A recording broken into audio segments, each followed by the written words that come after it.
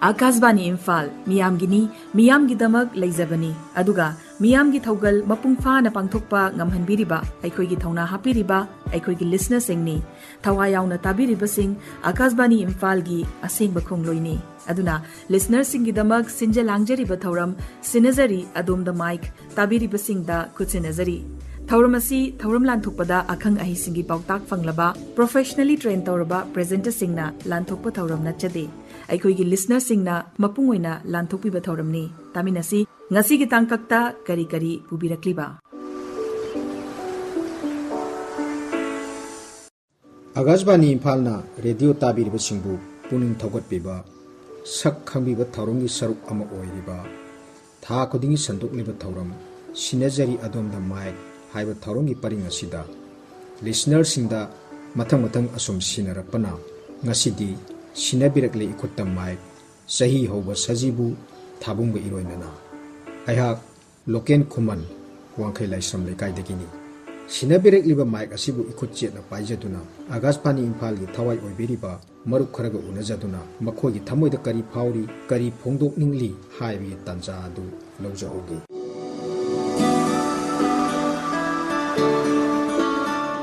Malengi chakholapi khongloi tungina radio tabagi mawng asisu adungi ngalinge matana tanarambaga hauji matamga yamna khenare haujikti mafam matam naidana mipung khudingna radio si hekta taba yawi khulung chaba du pibire asumna Akasbani Imphalna su thauramsing asi radio gi medium da natana format kaya da taba yawi khulung chaba su pibiri asumna YouTube ta live on thabiduna marupsing su thauram nuaina tahan badana natana amaga wari sanaba yabagi khulung chaba pimina tuna thauram su tabiba aduga marup mayamam su wari watai nungaina sanaba yabi khulung chaba du asum pirakpana ngasidi marup sing asi amaga sakang maikang na tinaba loinaba imung manunggi thaudo wa thokta bokta barton phangduna satnarakpa aduga leita laira kana wo mateng pangba asumna asobu imung amugumna yamna nungsi chanana loinabagi khulung chaba du Akasbani Imphalna ngasigi mirolda tambiba asobu khudolamani khangnarakpa tinarakpa nongmata unarakani khalakta tinarakpa marup kharegi mapau ngasi Sinnajari Adomda Mike hariba thauram asigi mateng lawjaraga miyamda paudamjari aina hojik laijariba mafam asi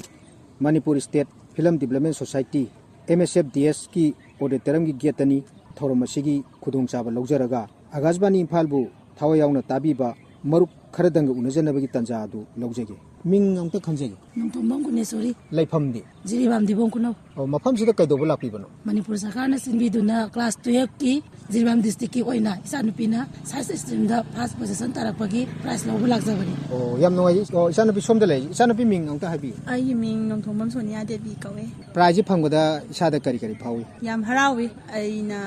honagi ba exam da kana honaga adugi mahai phangba yam harawi Manipur government su aina student ama oina yam appreciate tawje student singi pungin thogat piduna asmani award pibiduna hena honaningbagi ihul ama happy baje yamna thagachani yam thagachani congratulations ayaki side tagi ju thank you so much tungda lakadaba nahaki thabak thoramda tawge khaliba lambi duda mai pakpa mo oibiu haiba wijadu pijege oijara jiri dagi lakpire kadai de leibiri yojiksu ai je hoje nambol leima pokpam da lai nambol leima pomsi kamai tawna karam da leibiri bunong tang khangjani ai je smai tawbani ko gi Akasbani Imphalgi thauram je toina tajeba aduga khangnarak pai tare akoi di radio je tadra YouTube toina tajaba live ta ko adudagi dum mayam je khangnarak padagi aduna hoje leima pokpagi ai na thungiba ise gi mayumda jamluna tinagi badagi khangnabadagi leima pokpam hoje ai lakpa ko dingi amba so ai lakcharame kudimak se radio gi ai Akasbani Imphalgi radio gi thuri gi punama ko ijabani aduna Akasbani Imphal waine re so thagasari samna harabada radio tabai medium je hojikti makhan leirabani na YouTube ta taraga live chat se sum unaraga live chat tegi mayam je khangnaraga masak sugong khangna da mayam je khoi imung manung ama toina khangnaraga tinaraga silinau amagi mawongda tinaraga khangnabadagi sumaina nambolgi sida leibani haibaji sini tapiri amane tajabada yam noaijai ngasi radio tarugi mahina ngasi akhoi masensi asobu imung ama oire haibi khudam asi ngasi phongdok pibasida tajabada sugi mating noaijai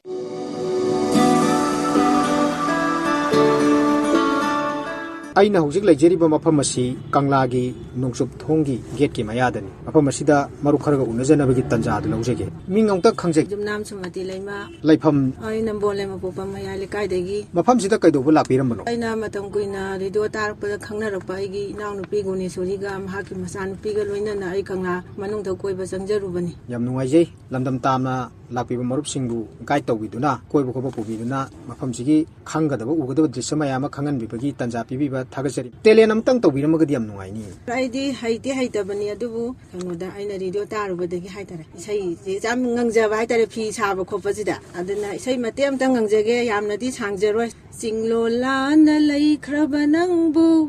ꯆꯦꯛꯂꯥ ꯁꯛꯂꯣꯟ ꯂꯧꯈ꯭ꯔꯕ ꯅꯪꯕꯨ ꯄꯥꯡꯒꯟ ꯁꯣꯟꯕꯤꯅꯨꯖꯥ ꯑꯩꯅ ꯀꯔꯝꯅꯕꯨ ꯀꯥꯎꯔꯁꯤꯒꯦ ꯆꯤꯡꯂꯣꯜꯂꯥꯟꯅ ꯂꯩꯈ꯭ꯔꯕ ꯅꯪꯕꯨ ꯌꯥꯝ ꯅꯤꯛꯏ ꯉꯁꯤꯗꯤ ꯌꯥꯝ ꯐꯖꯈ꯭ꯔꯦ ꯊꯋꯥꯏ ꯇꯥꯅ ꯁꯛꯄꯤꯕ ꯌꯥꯝ ꯐꯖꯈ꯭ꯔꯦ ꯍꯩꯕ ꯍꯩꯇꯕ ꯂꯩꯇꯦ ꯊꯋꯥꯏ ꯌꯥꯎꯅ ꯁꯔꯨꯛ ꯌꯥꯕꯤꯕ ꯊꯥꯒꯠꯆꯔꯤ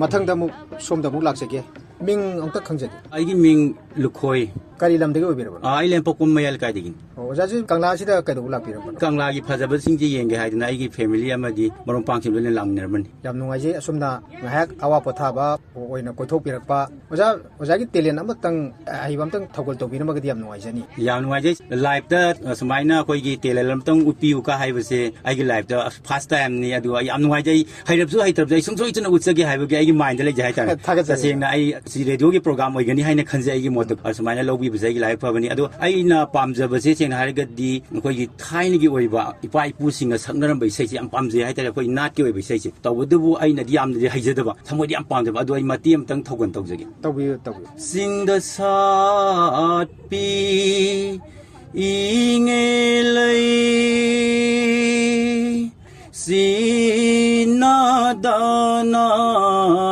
ꯀꯦꯟꯈꯤꯕ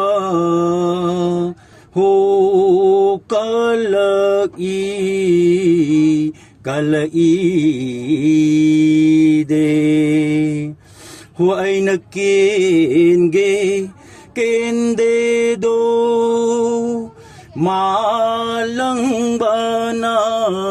ꯍꯨꯝꯕꯒꯤ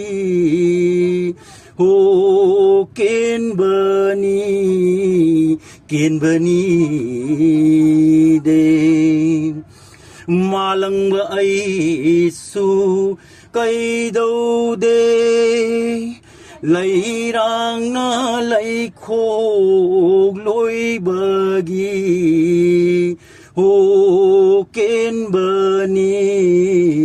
ꯀꯦꯟꯕꯅꯤꯗꯦ ꯁ꯭ꯋꯥꯏꯗ ꯂꯣꯏꯁꯤꯟꯖꯔꯒꯦ ꯃꯇꯦꯡ ꯑꯃꯇꯪ ꯇꯧꯒꯦ ꯋꯥꯔꯧꯕ ꯌꯥꯗꯦ ꯍꯩꯕ ꯍꯩꯇꯗꯕ ꯊꯧꯒꯜ ꯇꯧꯖꯕꯅꯤ ꯃꯌꯥꯝꯒꯤ ꯌꯥꯝ ꯅꯨꯡꯉꯥꯏꯖꯩ ꯑꯁꯨꯝꯅ ꯑꯀꯥꯁꯕꯥꯅꯤ ꯏꯝꯐꯥꯜꯕꯨ ꯇꯥꯕꯤꯗꯨꯅ ꯄꯨꯛꯅꯤꯡ ꯊꯧꯒꯠꯄꯤꯗꯨꯅ ꯁꯤꯒꯨꯝꯕ ꯊꯧꯔꯝꯁꯤꯗ ꯁꯔꯨꯛ ꯌꯥꯕꯤꯕ ꯊꯥꯒꯠꯆꯔꯤ ꯑꯗꯣꯝꯕꯨ ꯊꯦꯡꯛ ꯌꯨ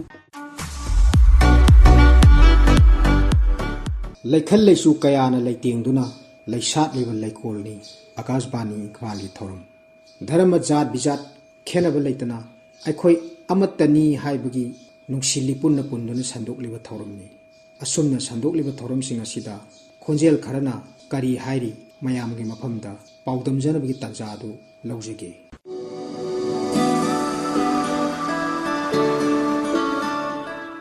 ꯃꯤꯡ ꯑꯃꯨꯛꯇ ꯈꯪꯖꯒꯦꯕ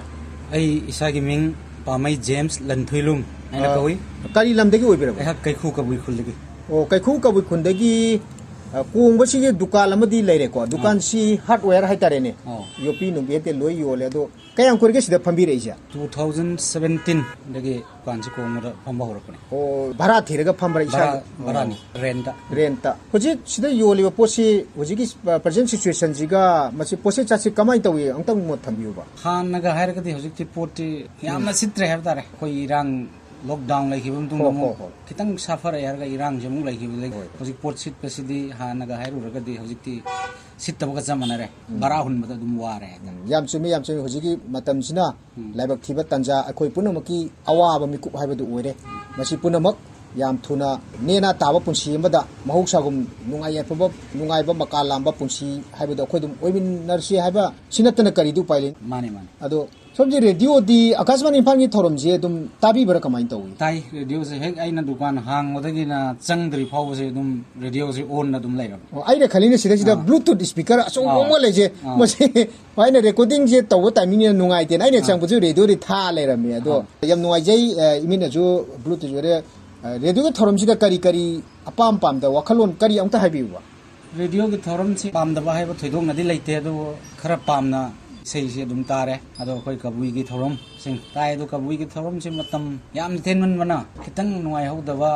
ꯑꯩꯈꯣꯏ ꯏꯁꯩ ꯈꯟꯕꯒꯤ ꯅꯨꯃꯤꯠꯀ ꯂꯩꯔꯤꯕꯁꯤda ꯏꯁꯩ ꯈꯜꯂꯒꯁꯨ ꯏꯁꯩ ꯑꯅꯤꯗ ꯍꯦꯟꯊꯥ ꯐꯪꯗꯕꯒꯨꯝꯕ ꯑꯁꯨꯝꯕ ꯌꯥꯎꯏ ꯑꯗꯨꯅ ꯌꯥꯔꯒꯗꯤ ꯃꯇꯝꯁꯤ ꯀꯕꯨꯏꯒꯤ ꯇ꯭ꯔꯥꯏꯕꯦꯜꯁꯤꯡꯒꯤꯁꯨ ꯈꯔ ꯌꯦꯡꯉꯒ ꯃꯇꯝꯁꯤ ꯈꯤꯇꯪ ꯁꯥꯡꯗꯣꯛꯄꯤꯔꯒꯗꯤ ꯇꯥꯏꯝꯁꯦ ꯑꯦꯗꯖꯁꯃꯦꯟ ꯈꯔ ꯇꯧꯕꯤꯔꯒꯗꯤ ꯅꯨꯡꯉꯥꯏꯒꯅꯤꯅ ꯊꯝꯖꯅꯤꯡꯉꯤ ꯌꯥꯝ ꯅꯨꯡꯉꯥꯏꯖꯩ ꯑꯁꯨꯝꯅ ꯋꯥꯈꯜꯂꯣꯟꯗ ꯑꯄꯥꯝꯕ ꯇꯧꯍꯟꯅꯤꯡꯗꯕ ꯁꯤꯃ ꯄꯥꯝꯃꯤ ꯍꯥꯏꯗꯨꯅ ꯐꯣꯡꯗꯣꯛꯄꯤꯗꯨꯅ ꯑꯀꯥꯁꯕꯥꯅꯤ ꯏꯝꯐꯥꯜꯁꯤꯕꯨ ꯍꯦꯟꯅ ꯇꯨꯡꯗ ꯈꯨꯃꯥꯡ ꯆꯥꯎꯁꯤꯟꯕ ꯁ꯭ꯇꯦꯁꯟ ꯑꯃ ꯑꯣꯏꯅꯕ ꯍꯣꯠꯅꯕꯗ ꯃꯣꯠ ꯐꯣꯡꯗꯣꯛꯄꯤꯕ ꯑꯗꯨꯒ ꯑꯩꯈꯣꯏ ꯁꯣꯝꯅ ꯍꯥꯏꯕꯤꯔꯤꯕ ꯐꯣꯡꯗꯣꯛꯂꯤꯕ ꯋꯥꯈꯜꯂꯣꯟ ꯑꯁꯤꯁꯨ ꯑꯀꯥꯁꯕꯥꯅꯤ ꯏꯝꯐꯥꯜꯅ ꯄꯥꯡꯊꯣꯛꯄꯤꯕ ꯉꯝꯕ ꯑꯣꯏꯕꯤꯁꯅꯨ ꯍꯥꯏꯕ ꯋꯥꯐꯝꯁꯤ ꯍꯥꯏꯖꯕꯒ ꯂꯣꯏꯅꯅ ꯊꯥꯒꯠꯆꯔꯤ ꯑꯗꯣꯝꯕꯨ ꯊꯥꯒꯠꯆꯔꯤ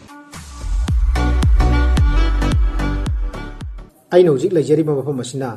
ꯆꯉꯥꯡꯈꯩ ꯃꯅꯤꯡ ꯂꯩꯀꯥꯏꯅꯤ ꯃꯔꯨꯞ ꯑꯃꯈꯛ ꯎꯅꯖꯕꯒꯤ ꯇꯥꯟꯖꯥ ꯂꯧꯖꯒꯦ ꯃꯔꯨꯞꯀꯤ ꯃꯤꯡ ꯑꯃꯨꯛꯇ ꯑꯩ ꯃꯤꯡ ꯊꯧꯖꯝ ꯇꯤꯂꯣꯇꯃꯥꯁꯤ ꯑꯀꯥꯁꯕꯥꯅꯤ ꯏꯝꯐꯥꯜꯒꯤ ꯊꯧꯔꯝ ꯆꯥꯡ ꯅꯥꯏꯅ ꯇꯥꯕꯤꯕ꯭ꯔꯥ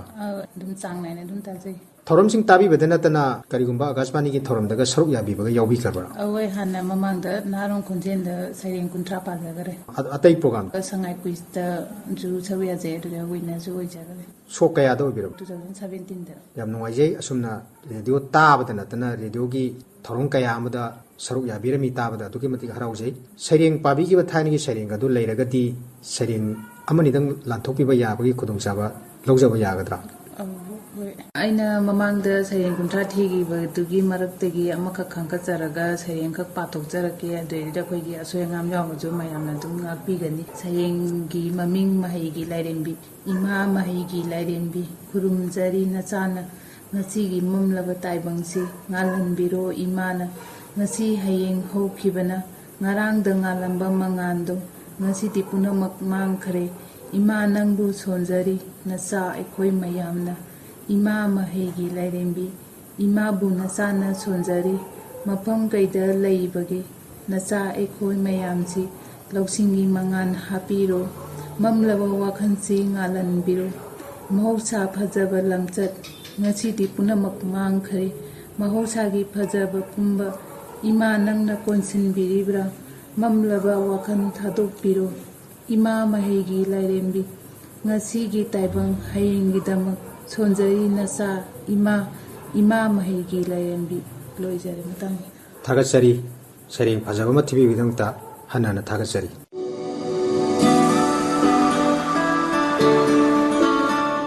ꯃꯤꯡ ꯑꯃꯇ ꯍꯥꯏꯕꯤꯌꯨꯕ Miss Toibe, ꯂꯩꯐꯝꯗꯤ Keti Bengal Awan Leikai de Guinea, ꯈꯦꯇ꯭ꯔꯤ ꯕꯦꯡꯒꯣꯟ ꯑꯋꯥꯡ ꯂꯩꯀꯥꯏ ꯍꯥꯏꯔꯒꯗꯤ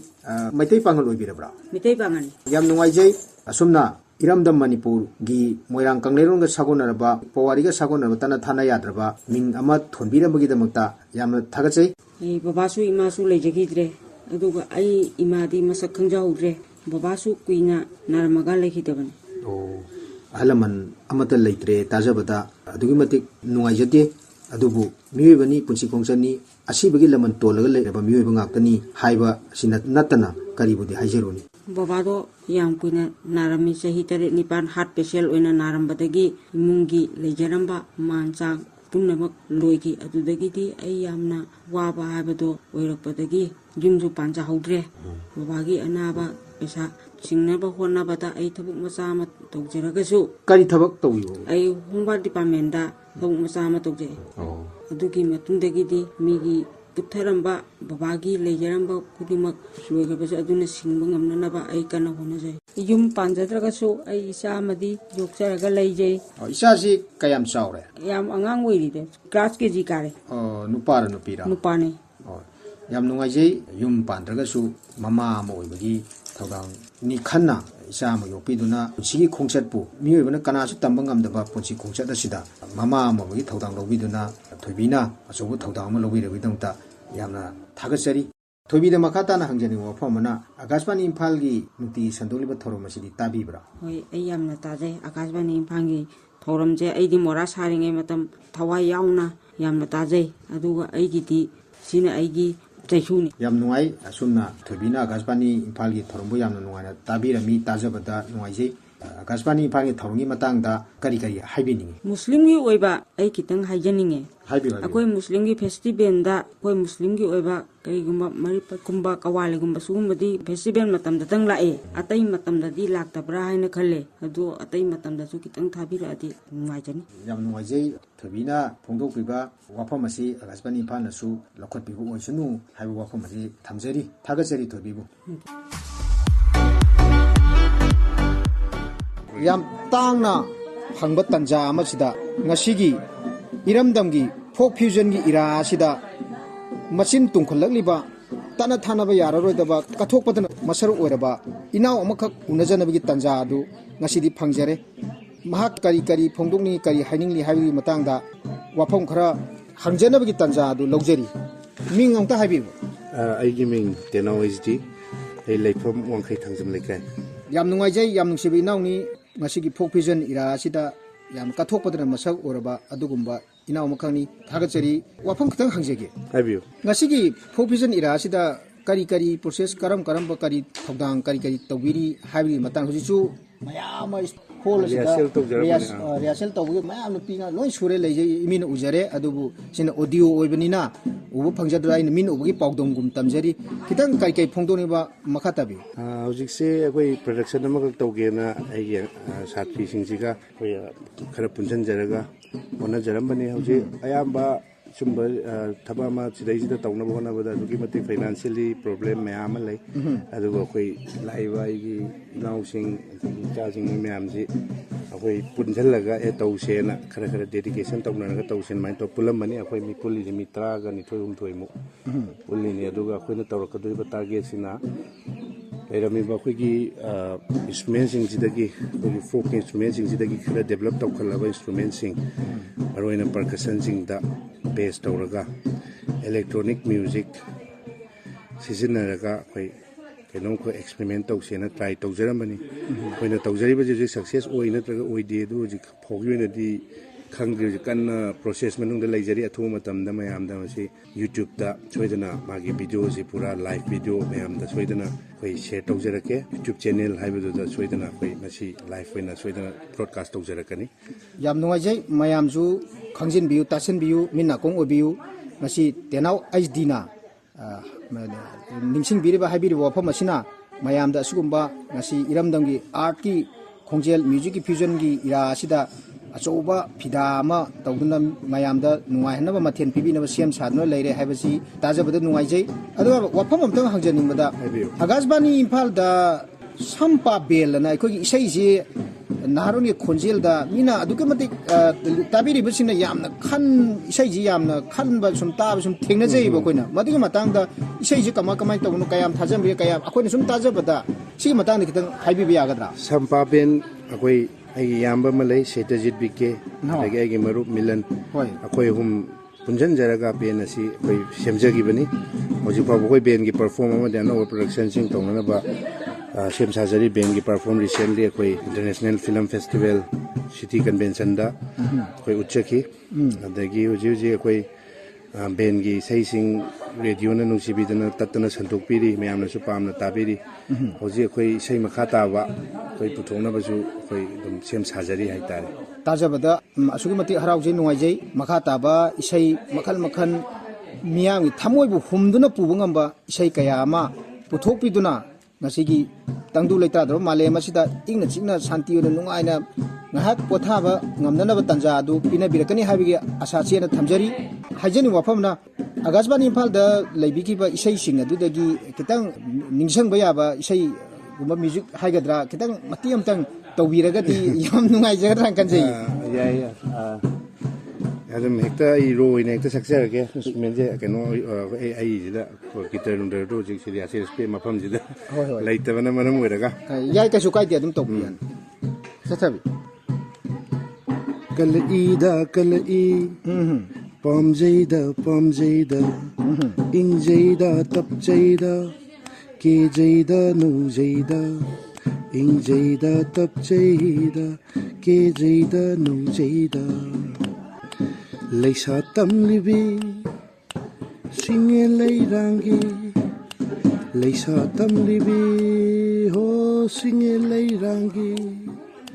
Laisakta leichuda leirangi leinamda Soalnya tentang thamjage yam nuai jei sumna chillaba tanja sida akoi satra mayama rehearsal tawduna thimba kaw khongda tawna kanna practice tawga tanja sida matang kitang lojaraga sumna agasbani imphalgi Sinnajari Adomda Mike habigi program sida mungta timing matang kitang kaithok piduna ngasai rehearsal tawga se loi lepaga aina haijabada hara ro ya birektana kitang punggi haining bo wapong kitang share tawbirakpa yam thagachari tenau makhatana leibak miyamgi asugumba folk fusion era sida matkhatana kone biduna khong thangje biduna miyamgi thamoibu joy tawngamba program kayama puthokpa ngambo ibiu haiba ayaki maikadigi haijari thank you tagachai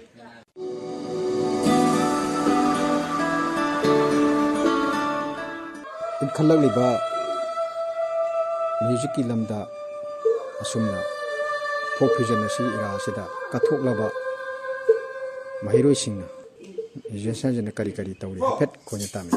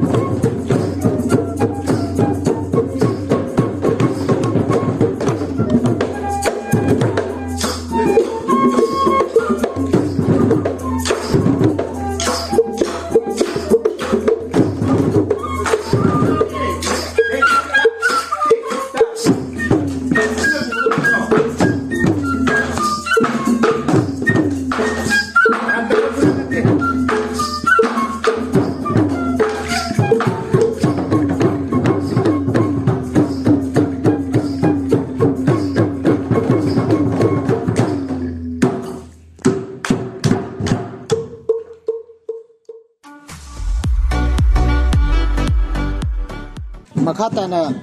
satra mayam ama akhoi ji rehearsal tawbagi marak sidagi satra ama nikhak unajanabagi tanja adu lawjagi ming ongta habiu ming Dhanaraj pebam laifam di laifam ji puram pan thawan oh yam noje akhoi gi somna khongbi je basi ni ko basi gi khonjel amatang tahan bi raga diam noje ni okay tema oh yani to bu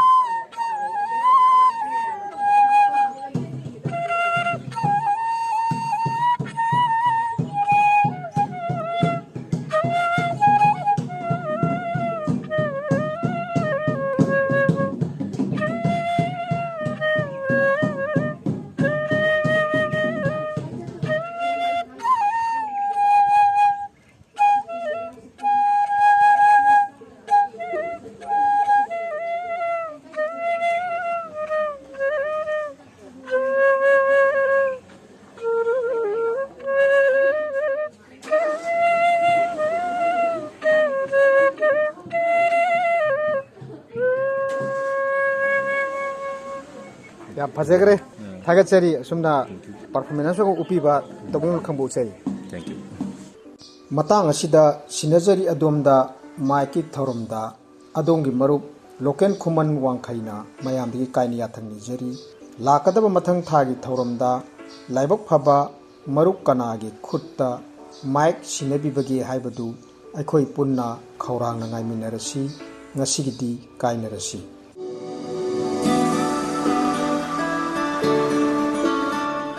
ngasigi thauramda taminakre tongan ba mafamsingda chattuna mihoi kaya unaduna makhoigi haijasing jabasingi paudam loinana makhoigi nungairaba wari kaya thauramasi thauram lanthokpada akhang ahisingi pautak fanglaba professionally trained tawraba presenter singna lanthokpa thauram nachade aikhoigi listener singna mapungoina lanthokpiba thauramni mathangi tangkakta adomsu ngaibiramu adomda Mike asi sinabagi tanja yaurakpa kanhana haiba ngamgani matamadu faubagidi nungaiba yaifaba pumnamakki